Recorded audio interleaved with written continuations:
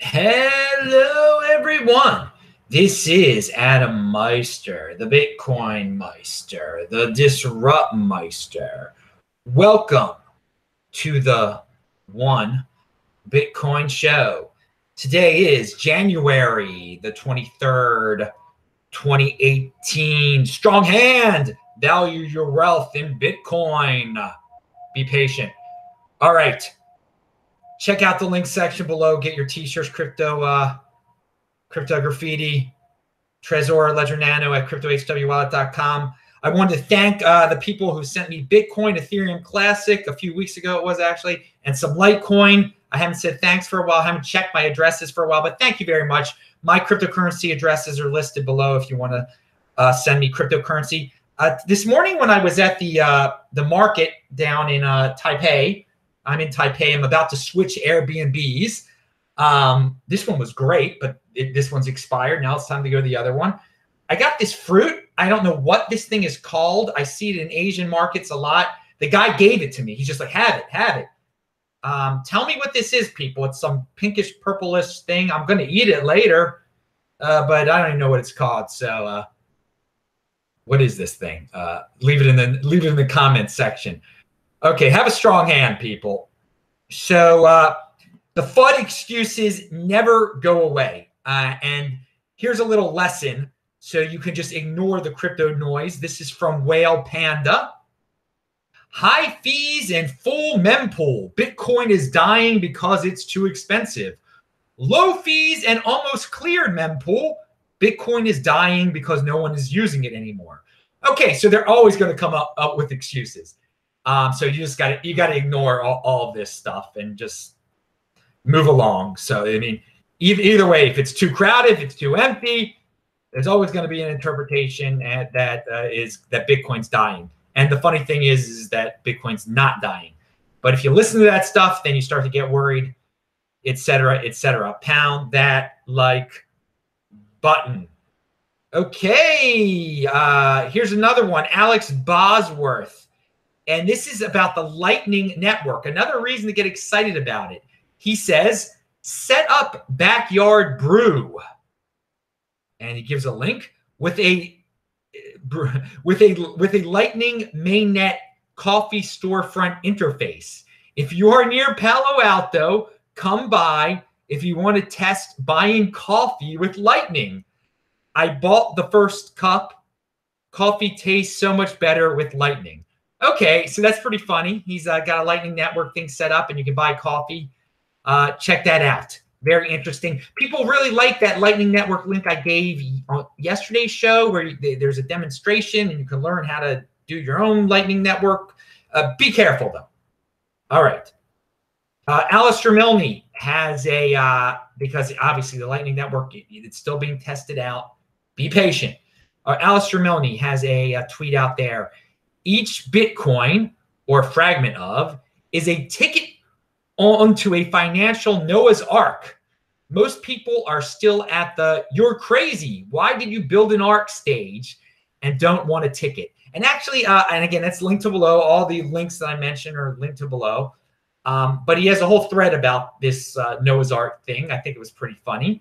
And speaking of Noah's Ark and the Bible, Jimmy Song is going to be at the Bitcoin Embassy in Tel Aviv, I think at the end of the month.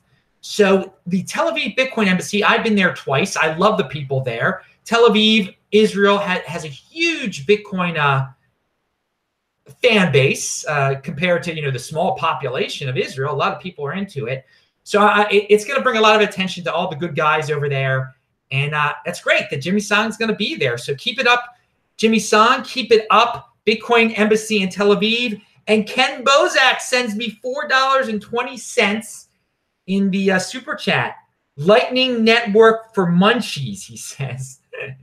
Pretty funny there, Ken. Ken is awesome because he had the gonads to call out BitConnect and the scum that were associated with BitConnect, and he should forever be remembered as a hero of the entire BitConnect debacle that Ken and myself and other people warned people about for a long time. So Ken is awesome. Check out his channel. All right. And thank you for the $4.20. The Brhodium wallet is live now. I linked to it, the tweet that they send out. You don't have to claim it now. You can wait. There's no rush in claiming anything. It's not on any exchange yet. They're taking their time. And again, the only way you're going to be able to get your Brhodium is if you followed all of the directions before the snapshot deadline, which was earlier this month. You can't just do everything that they say to do to set up your wallet now and claim Brhodium if you didn't do this stuff in the past. And again, you can see if you properly registered your Bitcoin addresses, public addresses, by checking out bitcoinrh.org. I linked to everything below, but there's some people that are a little frustrated. They're not getting it. I mean, it's most likely because you didn't do everything that you were supposed to do originally, or you missed the deadline. Again, airdrops are they're complicated. You got to be proactive. You got to do things. They're different than the traditional forking crypto dividend that we're used to with BGold and Bcash. Speaking of crypto dividends, it appears on March the 4th, and I mentioned this before, but I didn't give a good link to it, and I didn't give a date to it. Ethereum Classic is going to have a crypto dividend called Callisto. There's information at this Reddit thread that I linked to below in the notes section. Again, if you have your Ethereum Classic on your hardware wallet, your Trezor, your Ledger Nano, you'll be fine.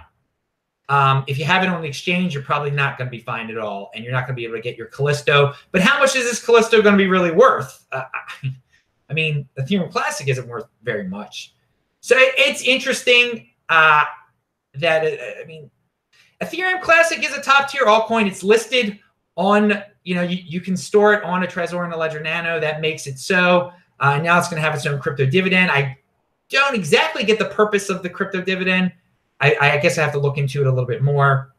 Maybe if I knew what this fruit was, I would fully understand the Ethereum Classic crypto dividend. Of course, that makes no sense. Pound that like button. Okay, so everyone's, the price of Bitcoin is down, and it makes me think, screaming at all sorts of FUD. It's going to 7,500, blah, blah, blah, whatever. If it goes to 7,500, great.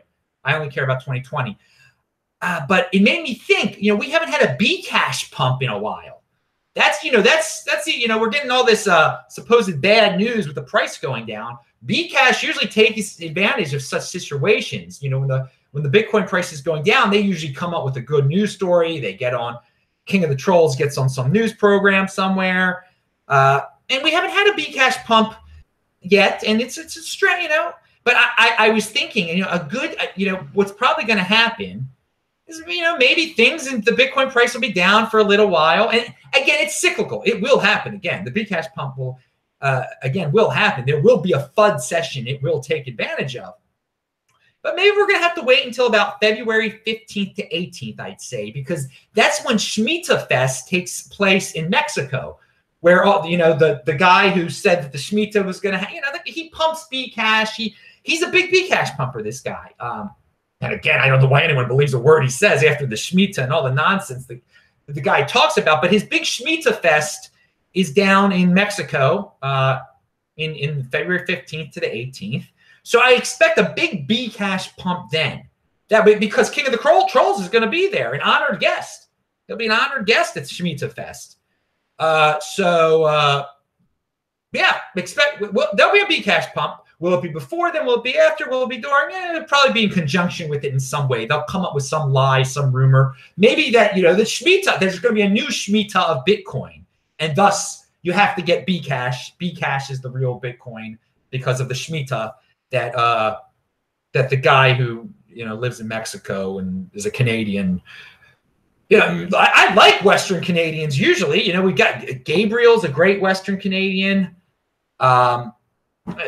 What's his face over at Steemit is a good Western Canadian. What's it?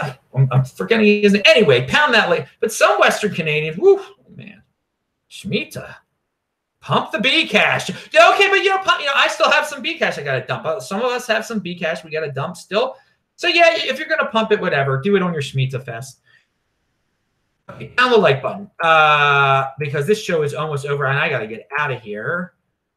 Yeah, I'll be in Johannesburg March 5th to 12th. More info on that soon. March 7th event, March 10th event. Okay, finally, CoinEx. CoinEx, some Hong Kong exchange, made an announcement. They're launching a fork market. They mention BitVote and Bcash Candy or B Candy, whatever you want to call it. Trading pairs. I mean, it's insane. And this exchange only deals with Bcash, apparently. I guess maybe they're going to Shemitah Fest too. They're a big King of the Trolls fan. Anyway, but no, I only mention this not because they have Bcash trading pairs, but because they're going out of the way to launch a fork market.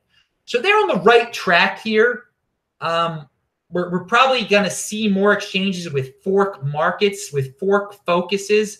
So they're on the right track. They're far from perfect, but I linked to it below. They have an interesting press release out there, and hopefully we can see similar press releases from other exchanges, but that are a little bit deal with some more popular forks and don't get into this whole Bcash nonsense. Anyway, I'm Adam Meister, the Bitcoin Meister, this Smart Meister. Remember to subscribe to this channel, like this video, share this video. Check out the notes section below. I'm not going to say hi to everyone in the chat because I got to get out of here. I got to clean this place up.